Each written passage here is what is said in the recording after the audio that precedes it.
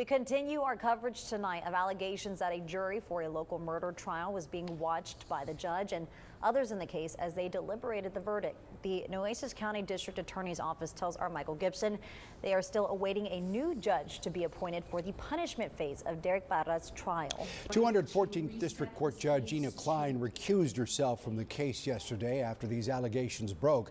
The DA's office asked for the judge to step down from the case, claiming she and defense attorneys, along with prosecutors, all watched secret jury deliberations through a camera in the judge's courtroom.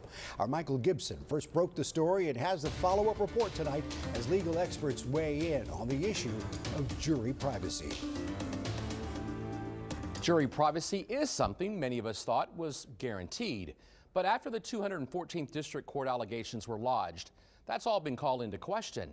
We spoke with two legal experts to find out exactly what the law says about jury deliberations and if there's any constitutional requirement that they be private. Friday will be the 214th District Court Judge Ina Klein is alleged to have been part of a group of folks who secretly watched the jury deliberate in the Derek Barra murder case through the lens of the judge's courtroom camera. The judge, the court manager, the court staff, the district attorneys, the defense attorneys, they were able to watch jury deliberations as they happen, watch the voting, watch the activities of the jury. Barra was eventually found not guilty, but he did plead guilty to a felon in possession of a firearm. Judge Klein was supposed to hold a hearing on what his punishment would be until she recused herself from the case. That after word got out about the allegations that the camera in the courtroom was secretly turned on and everyone was watching the jury. The broadcasting of visual jury deliberations is just a violation of the most fundamental aspect of our criminal judicial system, which requires secrecy. The jury's supposed to be protected. While the court system is going to work to sort out what did or didn't happen over the claim of the jury being spied on in that 214th District Court, legal experts we spoke with today gave us some insight on what the law says about issues like this.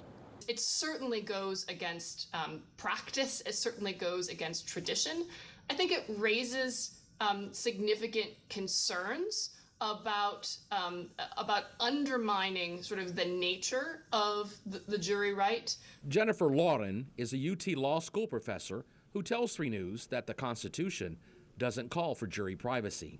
They're not constitutionally guaranteed a jury that deliberates in private. However, it has long been understood and consistently followed in terms of tradition that private deliberations and that the privacy of the jury is sort of core to effectuating what the right to a jury means.